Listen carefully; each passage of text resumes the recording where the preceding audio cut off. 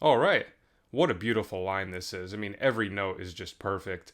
And this is happening over the tune All of Me. Ella Fitzgerald does it in A flat. And if you haven't heard Ella's version of All of Me, highly recommend it. This is from that solo, obviously, but incredible solo, classic vocal solo. So the way that we are doing this line is just happening over the E flat dominant chord, which is just like the last two bars before we get back to the top of the form. So and then back to the top. So it's just this really cool little line that she plays over the E flat dominant 7 chord. So we're going to start with our pointer finger on F sharp on the second string, and then just move it up a half step to G, and then our pinky goes up to E flat.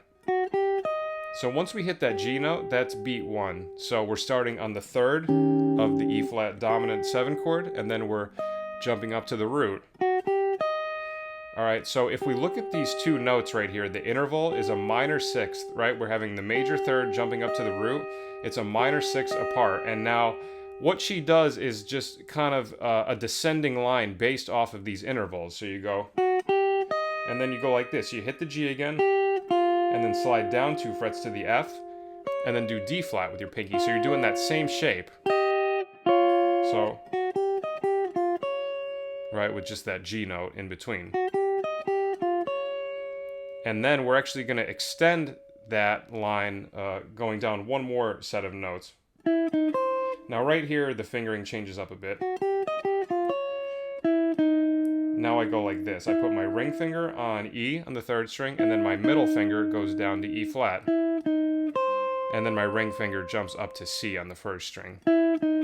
So this shape right here, that's like the next extension of that pattern. Right? You see how every note keeps going down in sixths? But as you can see, there's like a...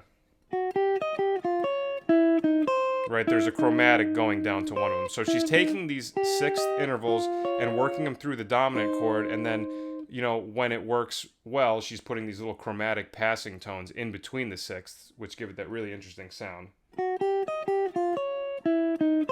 Now right here, this is really cool. So after we hit the C note with our ring finger, we go back down to E flat with our middle finger. So then our pointer finger goes to B natural, and then slide it down a fret to B flat.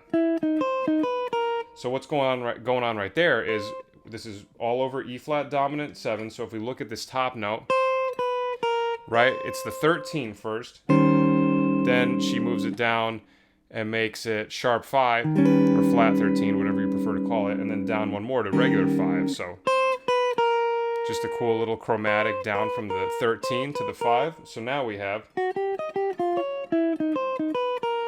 okay, and now the last couple notes before we get to the A flat major, we do our pointer finger on E flat on the third string, ring finger on F, and pointer finger on G.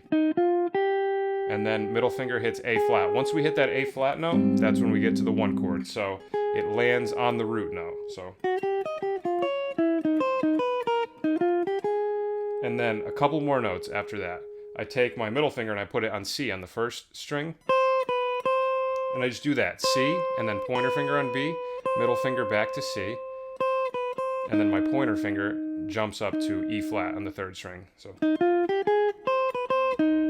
So that's a really pretty little chromatic line too. So she's just going up, starting on the root. Then we just do the third, and then a half step below for chromaticism, and then a half step back up.